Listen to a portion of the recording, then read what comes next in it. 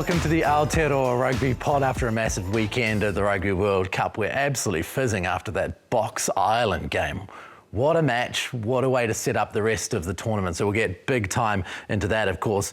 Is Andre Pollard going to come into that starting team because they couldn't get their kicks? Plenty to discuss. How Ireland look. Are they the team to beat now? Who knows? Who knows? We've also got a few other games to get into. The All Blacks return against Italy. Who are they going to pick? It could be Sam Whitelock's 149th. We've had lots of viewer questions about the All Blacks, frustrated Kiwis, and we'll try our best to answer as many of those as we can. And Wales, the quiet achievers of this tournament. They're 3 from 3 and they go and knock out Australia, who look awful. They are a dreadful side right now. They're a really dreadful side, and their World Cup is not going very far at all. Eddie Jones's career, how far that goes, who knows, maybe to somewhere else. So before we get into that, let's introduce our guys.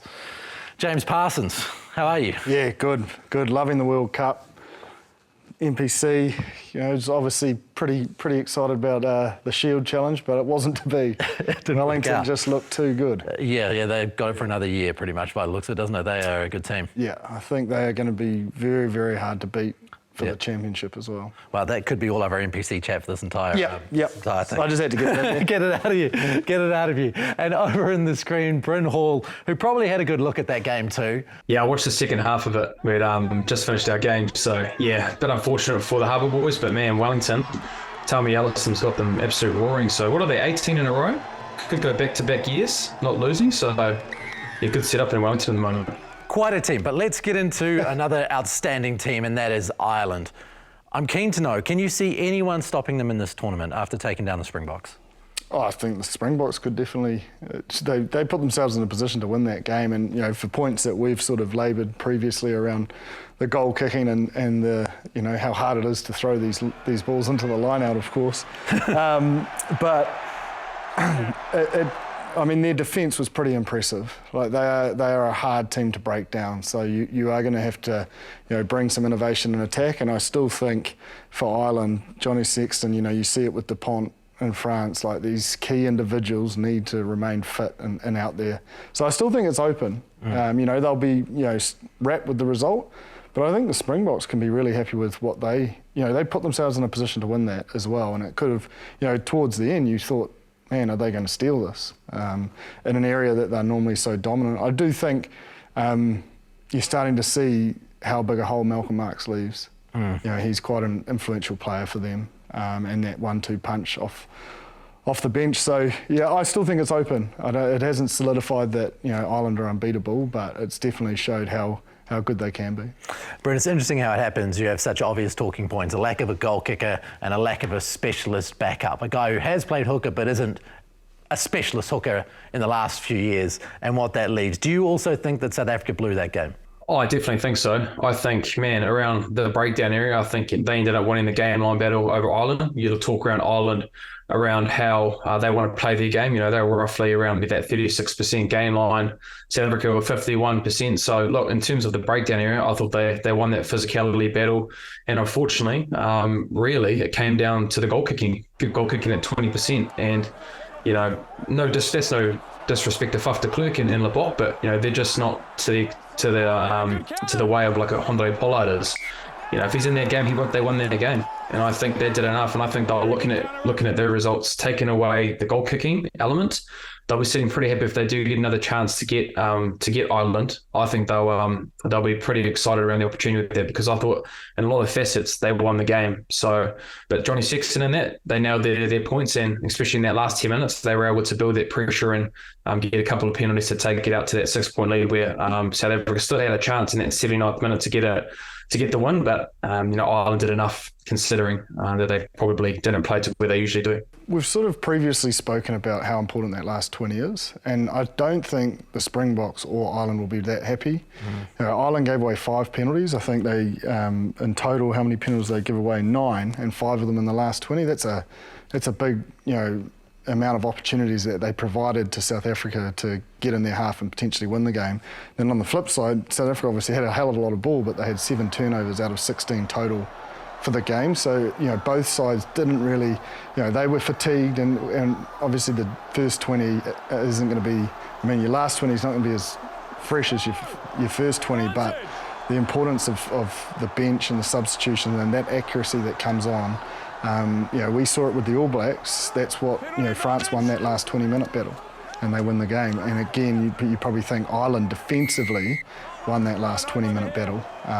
They provided probably too many opportunities through the penalties, but they held strong. So I still think, when you look across these games, the amount of errors that are happening or penalties given away in these last 20 are key in deciding these games.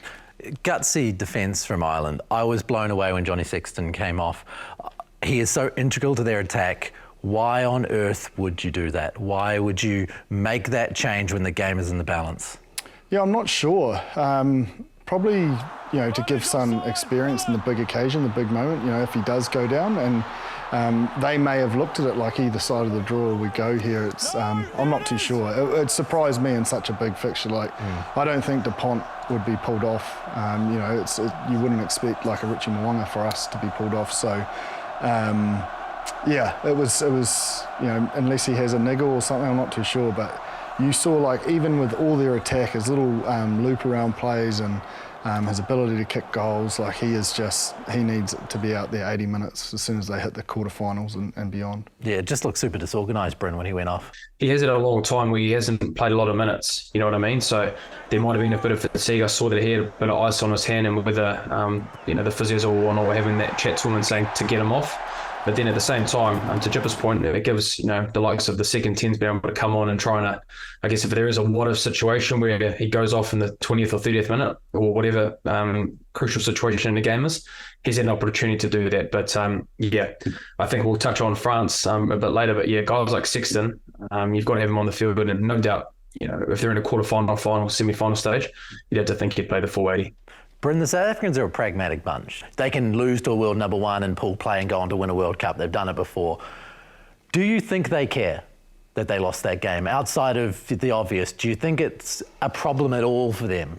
Even though they did lose, if you do strip it right back, they won a lot of the main areas that I think are going to be pretty important going forward to the quarterfinal stage and semi-final stage. They won the set-piece battle. I think they had 6 turnovers in the lineup within the first 45 minutes, which is a great area when it comes to set-piece parity. They were able to win those moments. They won the position and territory battle on the second half, and to be honest, if they kick a few goals, they win that game.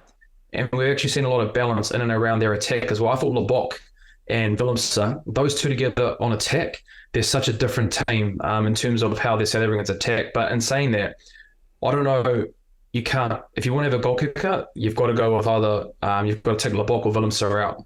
I was thinking actually a what-if kind of scenario, and I don't know that they would do this, but, in rugby league, Darryl Halligan, a goal kicker, was very good at his goal kicking, but was pretty much on the field for his goal kicking. You put a Pollard on at fullback or something like that, or on the wing to try and get him on the field and still keeping LeBoc and Willemse. It's just an out there theory, because I actually really enjoy seeing LeBoc and Willemse, because that attacking ability that they do have, it's a whole different game that they have. So, or you could actually bring Pollard on the last 20 minutes, Chip.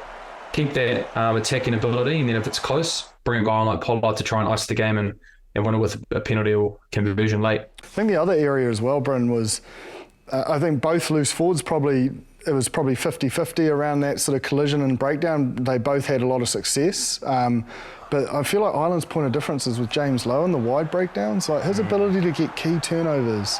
He did it massively down here when they beat the All Blacks, and it's like their point of difference. Like he is just a rock over the ball, and the passion he gets, and I suppose the way he sort of lifts his team when he gets those turnovers is massive. So, the one thing teams that are going to come against both Ireland and South Africa, man, we spoke about how important the breakdown's going to be in winning this World Cup. These two teams are premier, if not equal best, I feel, in that breakdown area.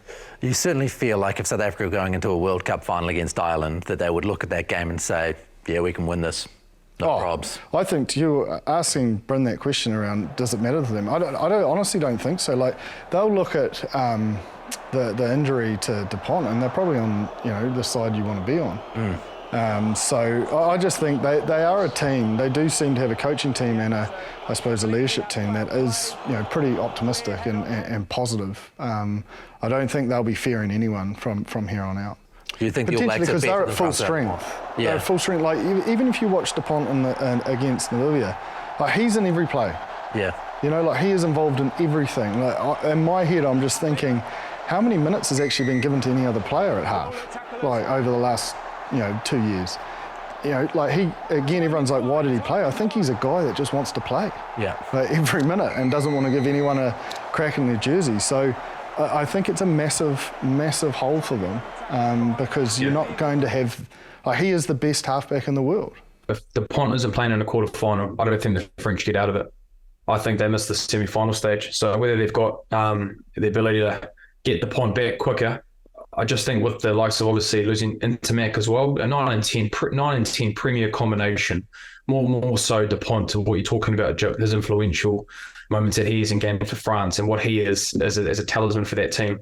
I don't think they get out of the quarterfinal stage without him. I wonder, considering the fact they're saying that he might not be back till the semi-finals, whether he's willing to play with a broken face. Like that's it'll be pretty hard in his position. Like, yeah, he's a running 9. He's an abrasive defender. A big part of it is the way he engages defenders and getting their attention on him to free up others. And I hate to say it, like when you know a player's got an injury, you are going to look, especially around halfbacks, is trying to get them off the ball to slow them down. Yeah. There's just no way he can avoid contact. So he's made of tough stuff, but that would test you.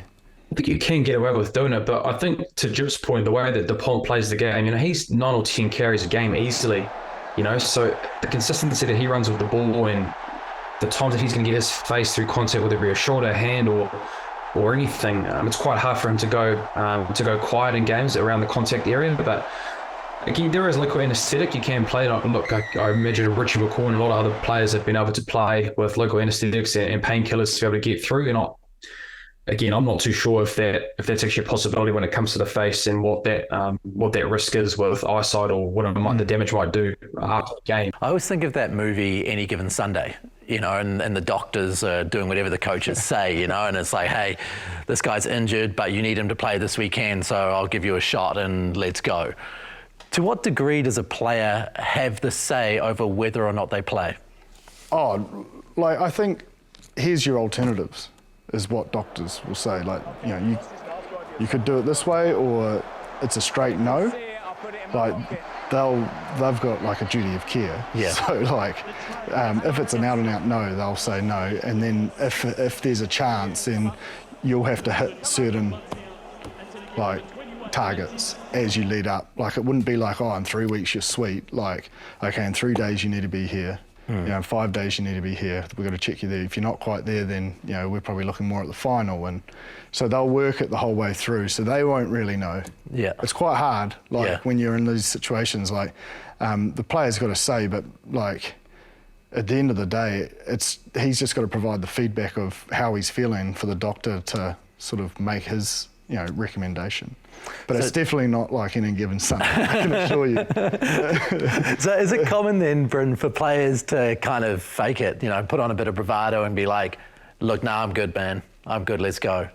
Oh, definitely, because you're a competitor and you obviously want to be out on the field. I think, it takes a pretty selfless person, I think, for the bigger of the team to know that if you're right or not, with whatever injury there might be. I think if it gets to a point where you can't play 50 minutes or 80 minutes or even 20 minutes. It's having that conversation really, I think, internally, for the better of the team.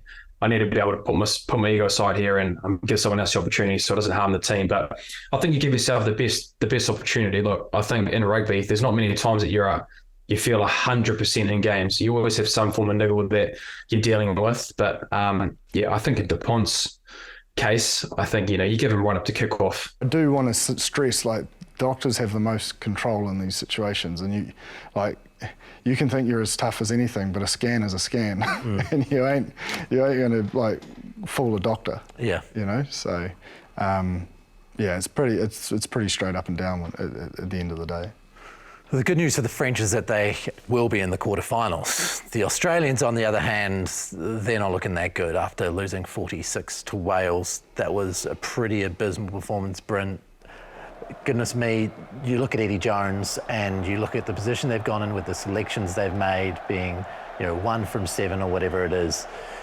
It just seems broken, doesn't it? The Australian rugby system, the Wallabies, everything about it, there's something drastically wrong there.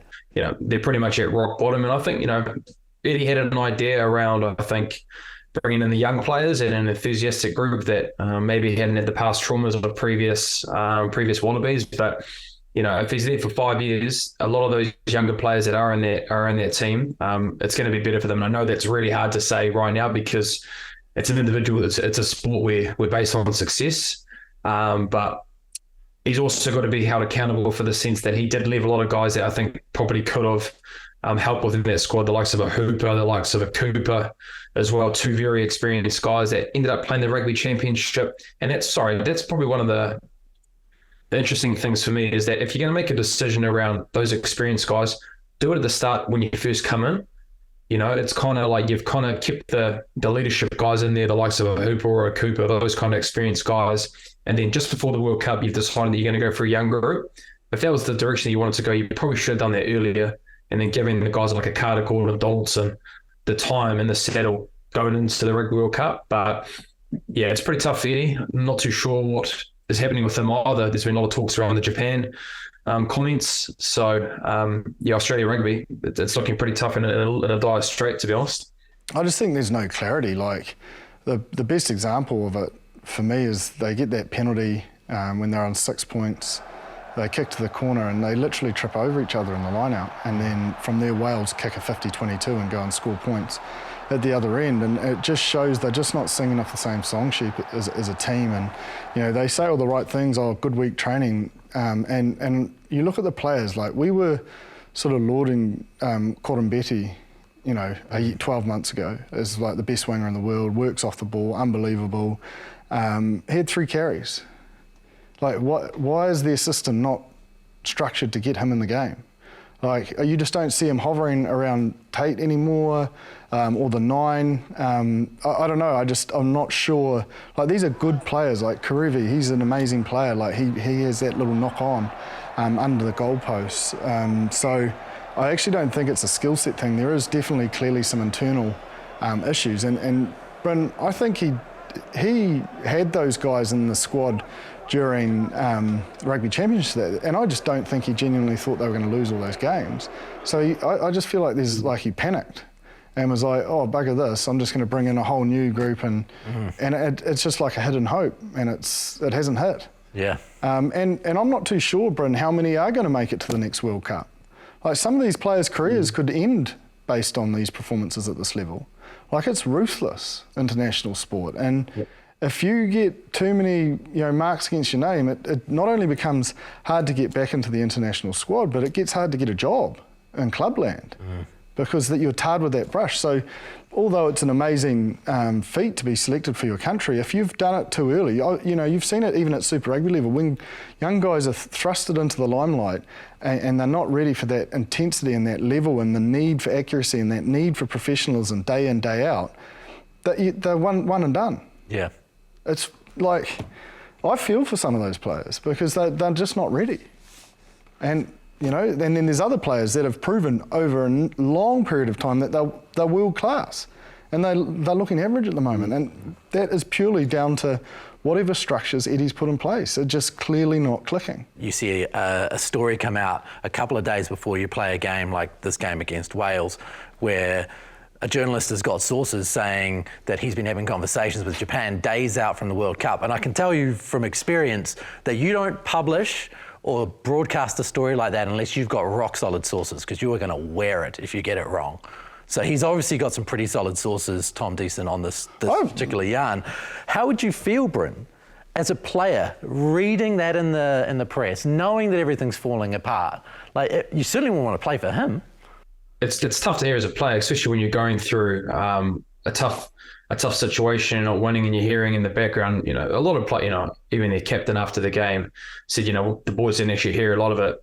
You got to say that in front of the media and your coaches, be able to say that you haven't heard it, but you definitely hear it. You're reading it. The amount of people that are on your phone and seeing the articles, and it all comes up on Facebook, Instagram, Twitter, whatever, TikTok, or whatever it is. So you're definitely hearing that noise, and so. I think it just comes back to when results aren't going well. You've got coaches obviously being talked about at other nations. It kind of just leads to a slow decline, unfortunately, and it's like a grave. You just keep digging deeper and deeper, and so and again, we're not privy to the understanding if Eddie actually had those conversations. You'd like to think that it didn't happen, but look, coming back to you, Ross, you're pretty seasoned in understanding that there's a bit of smoke when it comes to that. So, very tough for Australia at the moment, and for Eddie Jones, going to be pretty tough to see if he does stay with Australia or he ends up going to Japan. Not too sure. I'll tell you who will be fuming is the guy that played 125 tests and was their captain, Michael Hooper, who's put his body on the line for over 10 years, and his heart lies with that team. And to his credit, after the game, he goes, I'm part of that team. I'm part of why they're not being successful. And took, what a leader. Like, he has every opportunity to have a crack. Yeah. And he's like, I'm responsible. I'm just as responsible. I've let those group down. Like, I was just like, man, and if he's hearing this, he's the guy that goes 100, and he hears a guy's pretty much given up. If anything, if he's had this meeting, he's clearly gone, yeah, I've signed a 5-year deal, but this isn't as good, or it's not going to work. So I'm going to go look in Japan or whatever. Like, you'd be fuming if you were like. I agree with Bryn. Like, if you're in the squad, you just focus on playing. It wouldn't fluster you. But for guys that have been left out and they reading that, they will be, especially the experienced guys will be fuming. Now, Eddie has said this pretty much the whole time since he's been at the Wallabies. We're not great decision makers around the ruck or abilities to be able to be disciplined in big moments or a square pass to finish or those kind of things that happen in rugby games. That's been the same message that's been said, for the last 9 test matches.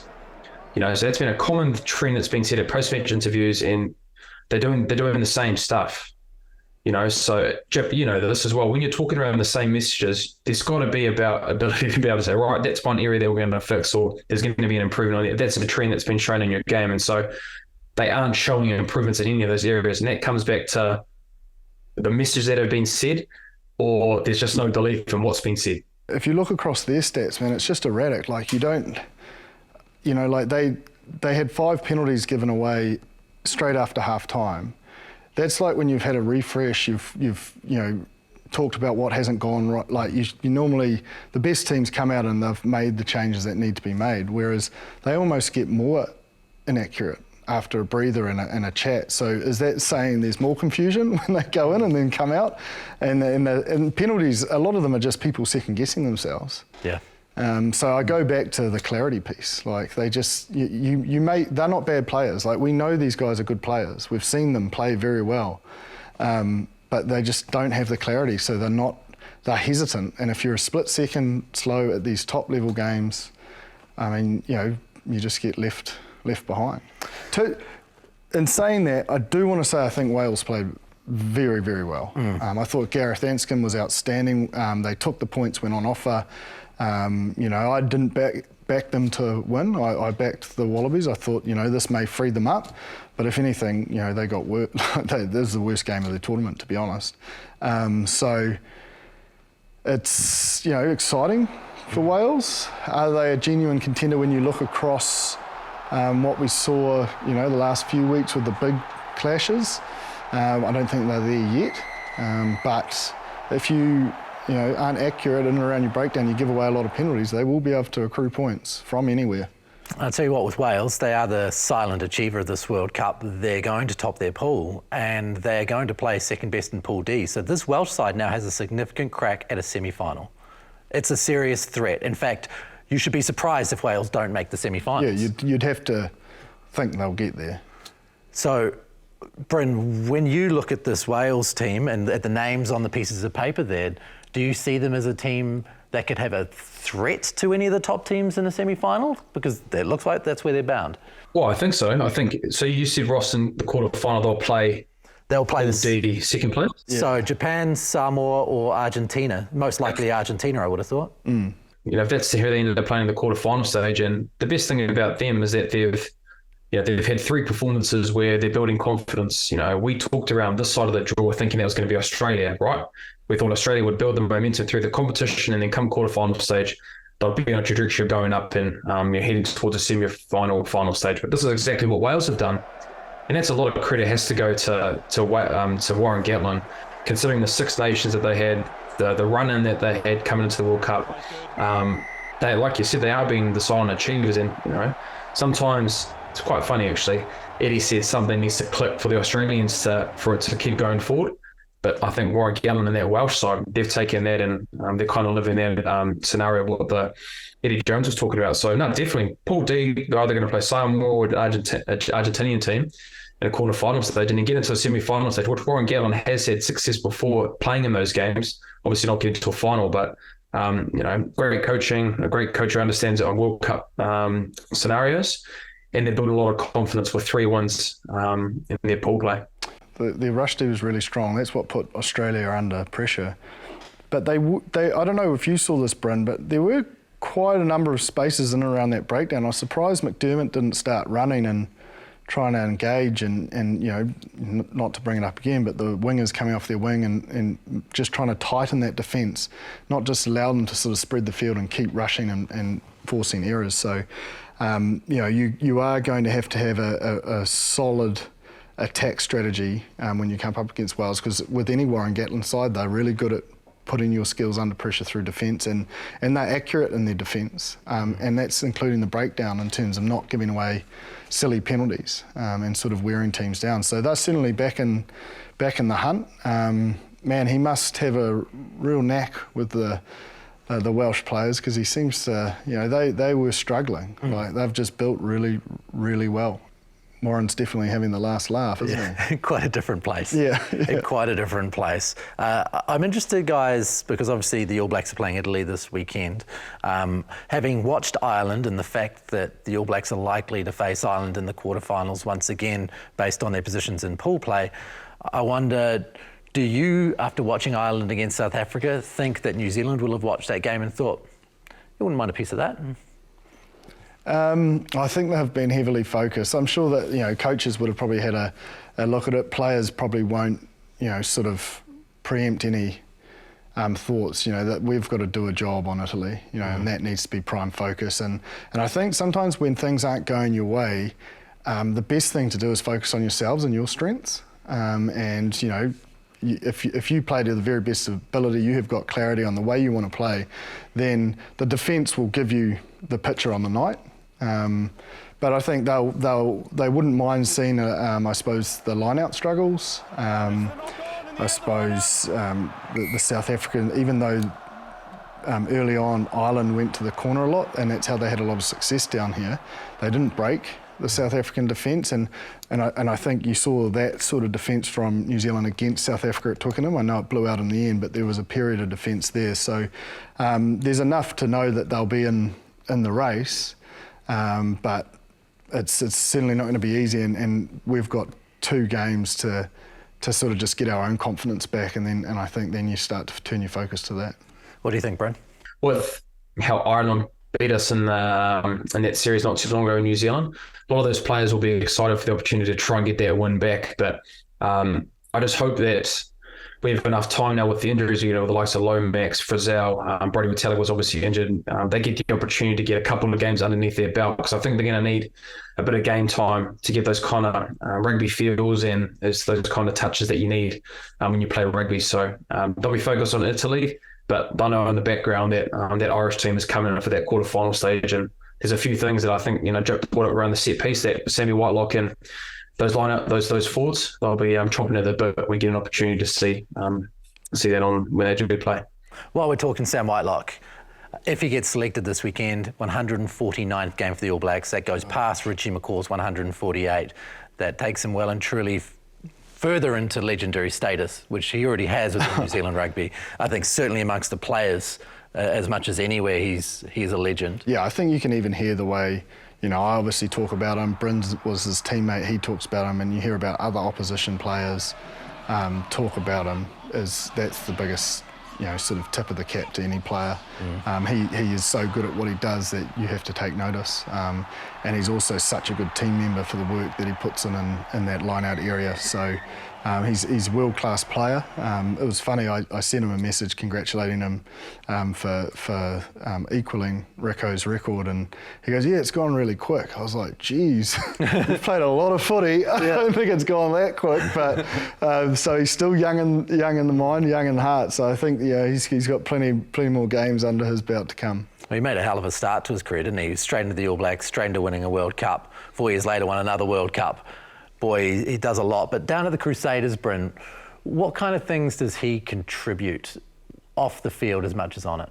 It's the stuff that is really hard sometimes, I think, as a leadership, being captain a lot, is having hard conversations with people that you need to, but understanding timing is really important and being able to do that. And so Sammy has a great ability to be able to do that, whether that be you're the most experienced player or you're a young guy coming through. He's got a really good feel around what's required and understanding as a leader to do that. And I think on the field as well, where he is so smart situationally and understanding what's needed, whether that's a penalty, the feel for the game, what's needed, the conversations with the refs. Mate, I can't speak higher enough just with how much of an impact he had at the Crusaders, especially. But then I can even imagine in that All Black environment, playing 149 tests for the All Blacks is something to be celebrated, and to be consistently picked for that long period of time. It's a great achievement, and hopefully, the All Blacks can send them with a win, and hopefully a World Cup win as well. It's just so measured. Like when you watch him, I don't think I've ever seen him spit the dummy about anything. Even when things are going horribly wrong for the team he's involved with, he just, he's always the guy just calm it down, lads. We've got this next job. And to have that sort of calmness under pressure is certainly an impressive skill to have, and it's not one you see in everyone. Yeah, you combine the EQ that you talk about and the detail and the calmness, but also, Bryn, probably can't underestimate how tough this bloke is. Oh, yeah. Pretty remarkable if you're thinking about it, man. I don't know how he gets out of bed sometimes with the amount of test matches and some games that he does play. So, one of the greatest things around Sam as well is that his availability through the long periods of time. I don't think he's ever had a real serious injury. I don't even think he's had that. So it comes back to the legend of what Sam's been available and been able to do for the All Blacks team, the Crusaders. So hopefully he can spit it out. Yeah. You just cursed another player, mate. Nuggie will be going down. Sam's down. The Bryn Hall curse.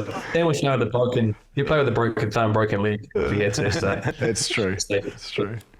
So we will find out after this is recorded, of course, whether Sam is playing against Italy and getting that 149th, and then obviously 150 follows soon after. So it's a few weeks of celebrating for Sam Wailock in and around that. We've had a lot of questions from All Blacks fans over the last little while. We couldn't really get to them last week. We thought this week was a good week to get into them, particularly around selection. There's a few. And particularly around the back three. We've discussed the back three a fair bit, but it's obvious that fans want to talk some more about it. So let's go then. Thank you for your emails, Aotearoa Rugby Pod at sky.co.nz if you want to send us one for us to answer along the way. So let's start with the back three. We got emails from Andrew and from Rob as well, talking about the back three, particularly Leicester Fainga'a-Nuku. So if the number one back three is set in stone, and that number one back three is Talaire on the left, Jordan on the right, and Bowden at fullback, our question from Rob is, how do you best make use of Leicester Fainga'a-Nuku in the 23 jersey? That's a good question. It's hard because wing's not really a position you traditionally sub, tactically. Yeah. If he's not in there, he's just waiting for an opportunity. I can't really sit here and create something because that will be his role. That just is the role. If they're the starting wingers, why have you started them if you're going to pull them off at half time or at 60 minutes? Yeah. You'd only do it if the heat was the way it was in that first game against France. And if you got, potentially a couple, let's not say it, but a yellow card or two and players are having to do extra work and cover, then you probably could sub them earlier. I think he's probably played well enough to warrant a start. Yeah. currently. I suppose like when I think of outside backs, Bryn, on the bench, I mean, the term impact player is a player that's been used a long time. And I mean, impact strategy, Leicester Nuku brings a point of difference, doesn't he? And if you were to bring him on with 30 minutes to go, it would allow you to switch up your game plan. If you had Roigard and Nuku come on, suddenly things look quite different, don't they? They do, but I think more so Roigard.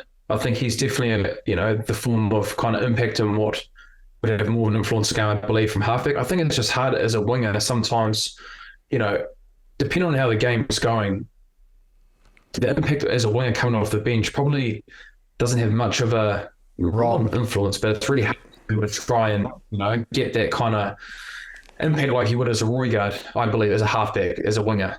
So in coming back to that's why I think on the bench role, there's probably no need to have that winger, I believe, even though they had shown previously in previous test matches they have had a winger and midfielder on.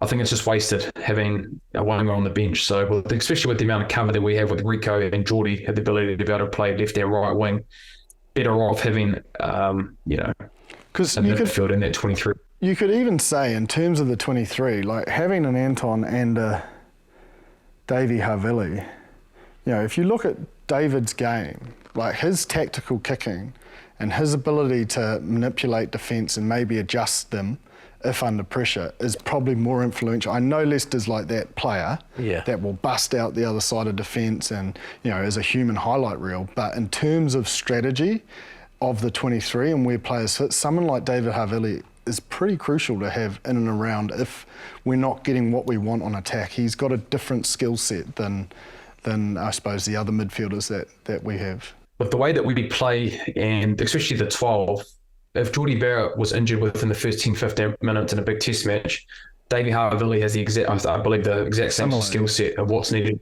required as a 12, especially his distribution skills under pressure and that line speed that we're going to see against the French and Irish. Davies really has that good ability to be able to get that ball away, attacking kicks and being able to game manage that way. So, I think that's a really good point you bring on, Jip. I think having Davey as that cover in terms of, the 12 area for that All Black team, very pivotal, I think, if there are injuries and even if you have the ability to bring him on early to be able to do that as well. I also think you can't underestimate how much he brings the best out of Richie Mo'unga as well. Like they are thick as thieves in terms of understanding each other. I've actually just convinced myself into it now. I think Havili needs to be on the bench. So, sorry, I don't think there is a place for a winger. I wonder how many selection meetings go like that. When they sit around the table, I imagine they sit around a round table like this with a glass of red wine and a bunch of stats in front of them. I definitely think it's done with a glass of red wine. Yeah. I mean, the fortunate thing that we're talking about now is we're talking about a fully fit squad.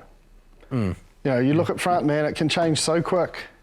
We might not have that choice, in a week's time. Injuries are brutal. So,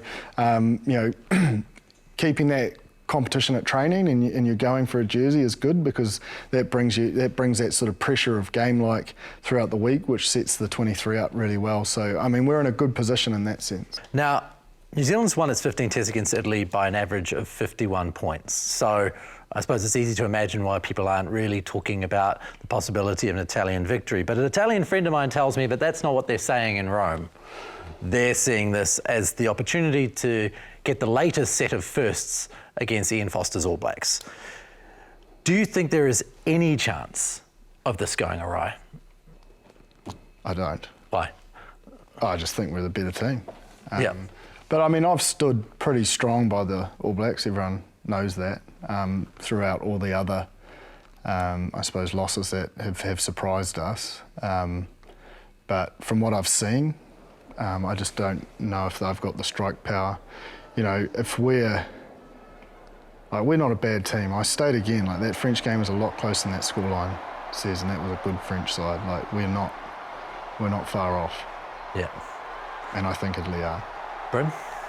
Yeah, I agree with Jip. I don't think we're going to see a first, unfortunately, for the Italians. Even though you actually know, and playing with a couple of those boys in the World 15, they're definitely excited. There definitely is a form of confidence that this isn't the strongest All Black team that they've ever faced, and they're not exactly the top of the world at the moment. So they definitely are seeing it as an opportunity to So I guess have a bit of history when it comes to the Italians. But yeah, I just think we'll be too good. And I think for the fact that, we've had a week off in terms of being able to try and implement things in our game, and would have been sharpening the tools nicely and camp. And, I think we're going to probably see the best All Blacks performance, I think, in this World Cup moving forward, going into this quarterfinals. I'll tell you what, if the Italian team, I think it was Jace Ryan came out and said, his biggest focus is about getting the All Black pack respected. Man, if they're actually saying that, I get it translated and put it in the locker rooms, because if that's what they're after, they're going after getting respect, I'd make a statement. Big call. Yeah, absolutely. Fair enough too. Now, one more viewer question before we move on from the viewer questions. From Dirk, who looks like he's a Kiwi living in Austria. There's been a bit of talk about the expansion of the Rugby World Cup next time around, adding an extra team to each pool, having 24 teams, which of course make the competition even longer. We've already got a lot of lopsided results as it is now. So, it's a real question, isn't there, about whether or not there's the depth out there to really make that worthwhile. Well, I suppose it's World Rugby trying to, make a bigger footprint. And I suppose teams like the US missing out, and they're quite a big market, would be heavily motivating to increase it. But I really love what he's suggested. It's when you sent those questions through, I was like, that is a great idea. Okay, so Dirk, his suggestion, the first place team would get a bye after the round robin pool play and automatically qualify for the quarterfinals. The second and third place team in their pool would enter into a wild card round to qualify for the quarterfinal. This would add more meaningful games and help develop the teams that are knocking on the door of top-tier rugby. So teams like Scotland, they're probably worthy of a quarterfinal, but are likely to miss Samoa or Argentina or Japan, potentially having a second lick at the cherry, whereas whoever wins gets the rest, which would mean, a team like Australia would get a second chance, and then you can create a narrative that's interesting to fans. And so it's very American, I suppose, in terms of the wild card, but I think it's awesome. It would definitely, it makes the tournament longer. It's an extra game, probably more positive in terms of the game of rugby, in terms of the narrative and the excitement, than just adding 4 more teams that get pumped by 90. Do you know what I mean? Yeah, absolutely. With all due respect. Yeah. I didn't really say that respectfully, but I didn't mean it to sound disrespectful. But if you say all due respect, you're all right. Yeah. You're all right. Well, if you say that, you're probably admitting you haven't shown a lot of respect. So. Anyway, they would lose by 90. Yeah. Whether we like it or not. So that would be more interesting to me, the wild card. If you look at the NFL example as well, the viewership that they have in those wildcard rounds, it's really, really good, because, the teams that are on that tier, you talk around that third spot, like you alluded to, Joe, it gives them an opportunity to still be able to play rugby and, I support the Padres baseball team, and they've got this wildcard round, and they're outside that at the moment, but there's only about 9 or so games to go, and we're on the cusp. We'd probably have to win 8 of the 9, but it's interesting. I'm still following them. Whereas if that wild card didn't exist, there'd be no point watching. So between the NPC, International Rugby, following the Broncos and the NRL... Baseball's good because it's every day. Yeah. And it's over, they've got the new pitch rule in, so it's over pretty fast these days. And you don't really sit and watch the whole thing. Right. So you just... I come in for probably innings 7, 8, 9. Yeah. Because that's when it gets... Right. Interesting. The other 6 innings I'm watching rugby. I was going to say. I was kicking stones yesterday when Wellington got out to an early lead and the Padres were playing at the same time. And for the first time, I'd hyped myself up after the Broncos win. And I thought, it could be the day the Shield comes back to the shore. It was not the day. Yeah. So then I switched to the Padres. And then they lost. Yeah. So I was like, I'm a curse. Yeah. That was me. Yeah. Is your My Sky just constantly getting refreshed? Hey, look, it's this beautiful thing called Sky Go. I don't know if you've heard of it, Bryn, but it's all pre-recorded for you and it sits there just beautifully. Yeah. So you're a second screen guy. You're looking at 2 games at once. I do. I'm quite bad with, I'll have baseball and rugby if I'm not having to watch it I love sport, clearly. Yeah. Yeah. And if people have come around and they're watching it with you, are you still there on the baseball, or are you? I do get told off by my wife. She's like, people are here, like, can you engage with them? But like, I've pretty much bought every team I support kit for my daughter. Right. She's got no idea, like, but I just force her to wear these things. She's been indoctrinated. And I blamed my wife and her for the All Blacks loss. This is no joke, because they wouldn't put the All Black kit on. And then I said, this is your fault. You weren't patriotic enough. So you're sitting around as a family, dressed in black. Yeah. Full kit, mate. And then Full kit, socks. no socks. No socks. No socks. I've got my daughter in jersey and shorts, but she dominates me. Like, she'll decide if she wants to wear it. I don't really get much say in the matter. But I purposely said to them, and excuse, I think everyone gets why I'm a Broncos fan. Sorry to the Warriors. Yes, it was a forward pass. But I had them in Broncos kit on Saturday. I said, you just can't. 2015 was the last time. I said, Yeah. we need. Anyway, I've gone down a huge rabbit hole. On that though, Joe, I'm glad you brought up that forward pass. How is that not a forward pass? I think we all know it's a forward Leaks pass. and It was, Oh, but I don't think it would Wayne have Barnes changed the outcome. it was horrific, Joe. Yeah. Horrific. Well, I mean, I'm not going to lie, I was celebrating because I love Jordan Ricky. And Yeah. how, I don't know if anyone saw the interview with Courtney, Yeah. but so humble in victory, and just how much he loved the Warriors growing up. And Jordan Ricky. For our international guests, we're talking about the NRL Rugby League. The Warriors, the Auckland-based team, made the finals for the first time in quite a while. It kind of happens every decade or so. So the country goes mad, except Jipper supports the Broncos, which is a team that's been around a lot longer than the Warriors. He's always been with them. I'm a one club man. And he's not going anywhere.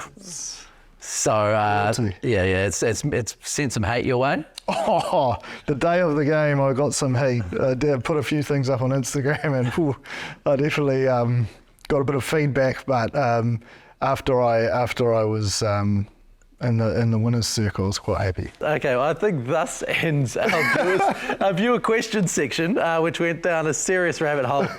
We do have one more piece to get through before we do our picks and get the hell out of here. This week we've got the Laurie O'Reilly Cup. For those who don't know, that's the Black Ferns versus Australia, the second test match of the year in the women's rugby tests. It's also the lead into the WXV, which is the inaugural yearly international competition. It's being held in New Zealand. It's going to happen over 3 weeks.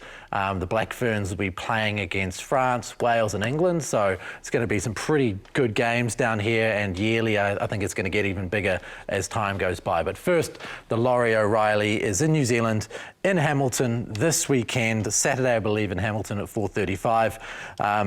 New Zealand's never lost to Australia. It's not happening now, is it? No, I don't think so, but a great opportunity for them to hit the ground running, because those matches will be tough, especially England and France. So they'll need to put their best 23 out. They've had great opportunity through the Pac-4 to mix and match, but I think they need to get the A team out there and get some, I suppose, miles on the clock before they go into the pressure cooker that is the WXV. Now, before you say this is madness, why is this happening at the same time as the Men's Rugby World Cup? These things have to happen, and the final will be the week after the men's final. So that's when New Zealand will play England in the rematch of the World Cup final from last year, which is still one of the greatest rugby games I've ever seen in my life. That game had absolutely everything. So keep an eye out for that. Before we go, picks this weekend, Rugby World Cup. Guys, let's get into this week. A little bit easier. Uruguay, Namibia. Where do you see that going, Jibber? Uruguay, I think. Was that a question, or was that I was just thinking then. Yeah, but I think Uruguay. They've shown more. Okay. Personally. Bryn? Yeah, I'll go Uruguay. I've been pretty impressed with how they play. They play a great brand of footy, so yeah, I'll get Uruguay to win that game. Possibly the biggest game of the weekend is this Japan-Samoa game, because that can have a really big indication on what happens inside of Pool D. Do you see, there's been a lot of good talk about Samoa. Do you see them delivering against Japan, or do you think that Japan can finally get their game going? No, I'm still on the Manu bandwagon. I think I saw enough the other day. Yeah, I think Samoa will get the result. we've talked too much around Japan in terms of wanting them to play a lot better, but they probably haven't shown enough consistency leading in and even now to warrant kind of result against Samoa, even though they did play, I think, their best test match against England not too long ago. But I don't think that's enough confidence for me to be able to see them beat Samoa. Okay, the next few, New Zealand, Italy, I think we all know what that's going to be. Argentina, Chile seems relatively straightforward. Fiji versus Georgia, is that straightforward?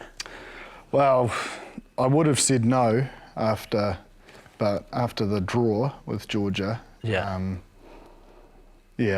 don't think. I just hope Fiji keep that edge, because it is a lot easier when you're the underdog to rise to those occasions. The weight of expectation now is their challenge, and their discipline. A lot of the times we see with when a team that is supposed to beat a team by a lot is they try to go wide too early, and they don't sort of penetrate and tighten the defence and then go wide. So I just hope they're disciplined out of their half, keep their kicking game going, and then when they get in the half, just be physical and abrasive as we've seen in the other games. Okay. But it won't be straightforward if they just try to play willy-nilly footy out of their half. Like Glenn Jackson's too good an exit coach for that to happen, but that's the risk. And there is some history there. Georgia has beaten Fiji in recent times, Bryn. So, there's a good reason to ask the question. Yeah, I think there is a possibility of this being a banana peel game for Fiji. And to come back to Jip's point around the expectation and, they should win this game, considering the two performances they've had against top tier 1 nations in their pool. It's going to be interesting to see how they do have with that favourites tag. And if it does, make them play a little bit tight with that expectation. I don't think so, because, the areas that I think they've done really well is that physicality and breakdown, their mindset in and around that. If they continue to keep winning that, I think that'll be a bit too much for Georgia. And if they keep their discipline, under that kind of double figures, then I think they've got enough. They've got too much firepower out wide and in general, I think, for the Georgians to stay with them. Make no mistake, they should win by plenty. Yeah. That's the expectation. Yeah. If they don't, they've played poorly. Well, and that's probably the next evolution, isn't it? That you are a team of this standard and you deliver in these games. And that's 100%. How it is. Otherwise, people come at you. Scotland v Romania, I think with this pretty straightforward. Australia v Portugal, this should be straightforward. Can they sink to an even lower depth? Well, no. I didn't predict the 18-all draw with Georgia and Portugal. Yeah. So they're better than I probably gave them credit, but surely not. I've lost faith, to be honest. I've held tough with Australia the whole way, but they've lost me after this morning. Yeah. Gone. But they'll win. They'll win, but I don't think it's going to be great. There's no way that they'll lose that game. Obviously, I know they're in dire straits, but you can't. As players, you just can't. I think emotionally, you just can't. You couldn't walk back into Australia. Oh. Well, that point I made about careers being ruined, that would do it. Yeah. That would just put a line through your name. Yeah. You'd be a pretty determined person, wouldn't you? To come home and not have that across you. Okay. Well, one other game. South Africa v Tonga. Tonga, I suppose with the return of all the superstars, there was a fair amount of expectation, but I think we've probably seen that you need more time together. You do. It's why it's key to get this calendar and the release windows working in around these club competitions so they can get that time, because we don't have that battle like in the sort of other nations do, because their players can be picked from overseas. But it does make it challenging, not only for Samoa and Tonga, but for South Africa and Argentina as well. But South Africa have stuck with the squad for a long period of time. They know each other and they've done well. Yeah, and they'll make the rules to suit winning. Yes. Which you can't argue with. Exactly. So I think we're all in agreement that that's a South Africa victory. Yep. And that's that. But a couple of good ones to watch in there for the weekend. So we look forward to seeing that, and look forward to you guys getting in touch again, whether it's in the comments section on YouTube or an email at Aotearoa Rugby Pod at sky.co.nz. We look forward to hearing from you, answering some of your questions maybe. Really appreciate you guys engaging with us. So thanks for joining us once again, Chipper, as always. Cheers, mate. Bryn, thank you very much. And thank you to the people back home. Appreciate your time. We'll see you next week. Mā te wā.